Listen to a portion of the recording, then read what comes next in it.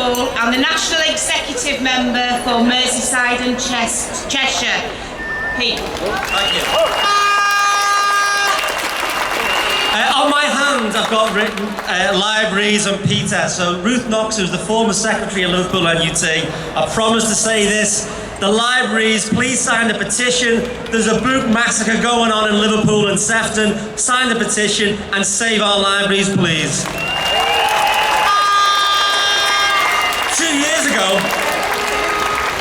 Chris Keats, the leader of the NES UWT, the biggest union not on strike today, she came to Liverpool and she spoke almost from this very spot about drive-by observations and about how the NES UWT would be joining the NUT.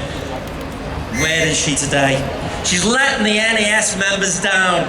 NES members need to be telling Chris Keats to join with the NUT and the 5 other unions to join in this action that will escalate.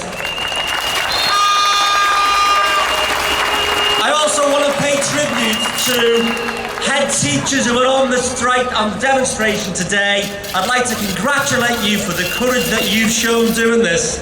I am going to have to say some unpleasant things about 1 or 2 heads, but the ones who are here today, absolutely fantastic. Because before we talk about pay and pensions, I want to tell you about education's dirty little secrets. Julie, that's your phrase. What about the head of a Merseyside school who got rid of 40 members of staff in 4 years? A primary school. What about the head who has CCTV cameras in every classroom to spy on teachers? That's a primary school. And what about the head of an academy who accused Scousers of being lazy at a staff meeting? These are the dirty little secrets, but as I said, no, absolutely does not reflect on the fantastic head teachers who are backing our action all the way. All support and all praise to you. And this is, as all the speakers have said, it's a fantastic demo, but if the governments are re-elected, strikes like this will be declared illegal. David Cameron will change the law on strike ballots if the Tories win the next election.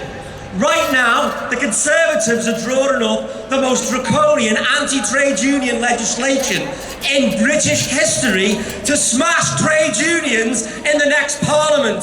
Your rights are on the line. The Condems have been fighting an undeclared war against working people and the public sector workers from the day they came to office. And we, the trade unions, are the only organisations that can stop this juggernaut. And we, the trade unions, will stop this juggernaut.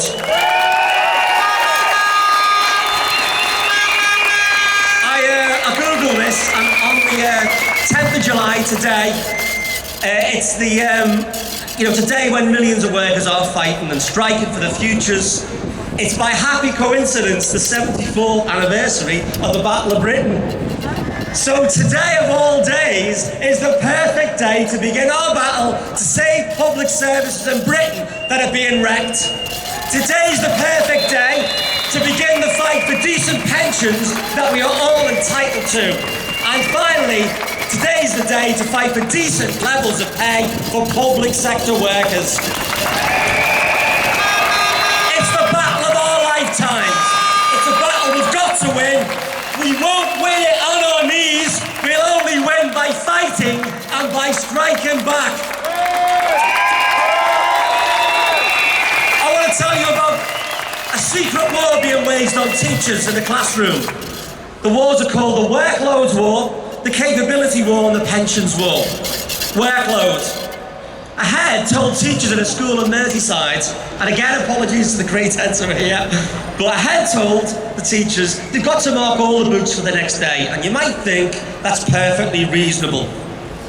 But if there are 30 children in a class, and you've got 3 lessons a day, that's 90 books a day to mark.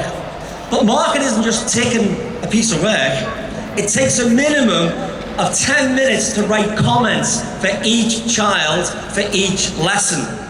That makes 90 comments multiplied by 10, that's 15 hours of marking each night.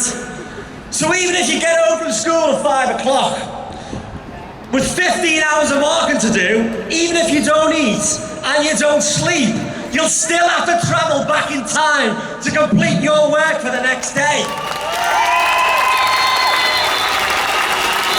Now, I know teachers are versatile, but I've never met one who's capable yet of time travel. Colleagues and comrades, the government are living in a Star Trek universe where the day is 26 hours. Having mastered time travel, by the way, to work the 26-hour day, the teachers are now required to work until they're 68 years old. And potentially, this could go up in stages until we are 70.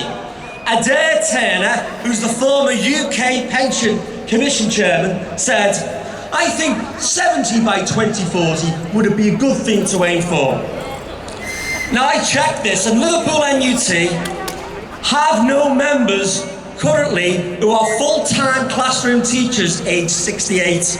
We've got thousands of members, but there ain't one of them who's full-time in the classroom by the time they reach that age. 68 is too late. The government are asking not just the intolerable, they are asking the impossible. But the impossible is not enough. Michael Gove now wants to extend the teaching day.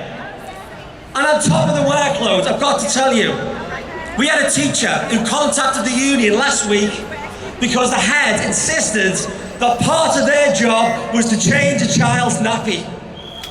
The truth is, the working day is not just getting longer, it's becoming more intense as workloads and other demands build and build. And now is the time to say, we're not gonna take it anymore.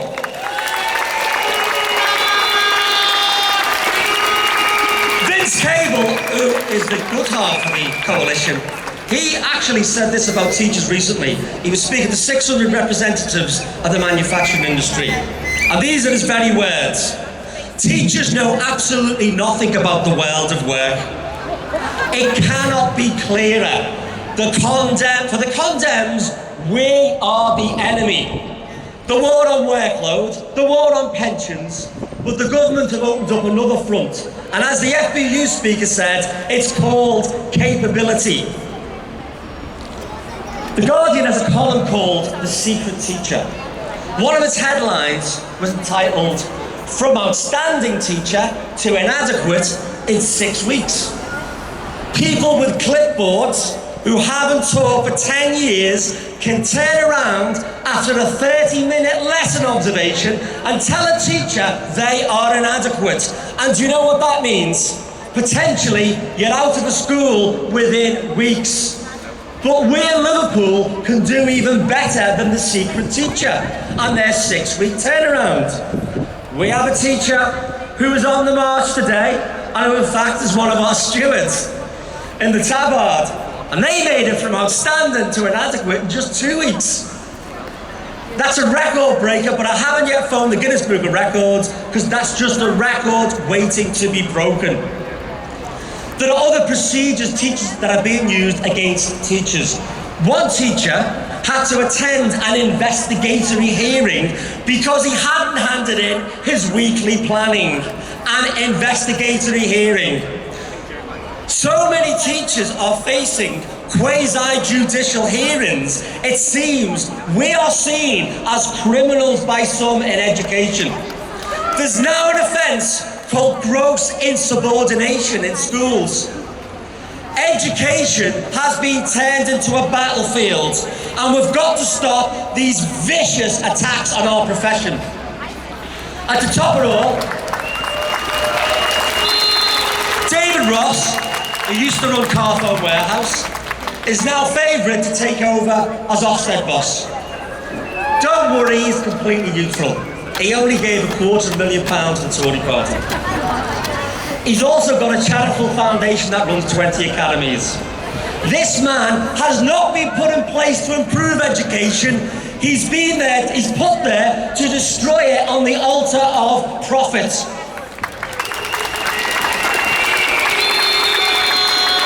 And as Glenn said, and finally, so I'm nearly there are 10 months to the general election. If the Tories win, And by the way, David Miliband is doing a great job for the Tories as we speak. And he's responsible for the Tories actually improving in the opinion polls. But if they win, then God help us with people like this in charge of schools. That is why we've got to win the dispute before the next election.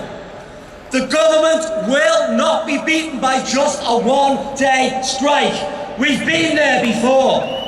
We've got to escalate to 2 and, if necessary, 3 days. That's the message that we've been putting from local NUT. And I believe that's the message all of us share on this demonstration. The next time I'm in London for a union meeting, I want to be able to say, to prove to people who talk about, well, it must be just you, Pete, I want to prove to them that it ain't just me. Public sector workers and teachers across Merseyside want and demand that our union leaders escalate this dispute. So I would like everyone here to raise your hand if you're in favour of escalating this strike action to 2 and 3 days. But I've got I'll be called a liar, so I've got to prove this. I'm going to film you now. Put your hands down and try it again. Everyone, so I'll press record. It's on, right. Everyone here in favour of escalating to 2 and 3 days, please raise your hand. Thank you. Is anybody against? Any abstentions? I think that's passed unanimously. So, are you listening, David Cameron? Merseyside is ready to escalate. And are you listening, the leaders of our trade unions? We want you to call us out for a 2-day general strike in the autumn.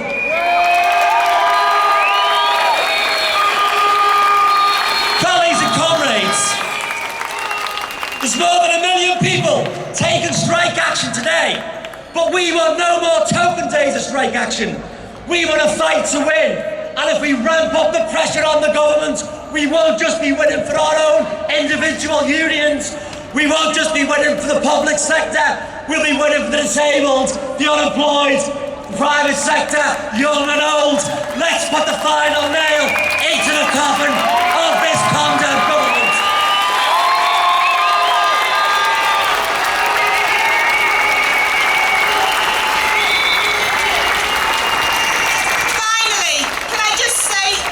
You all for turning out in such numbers today.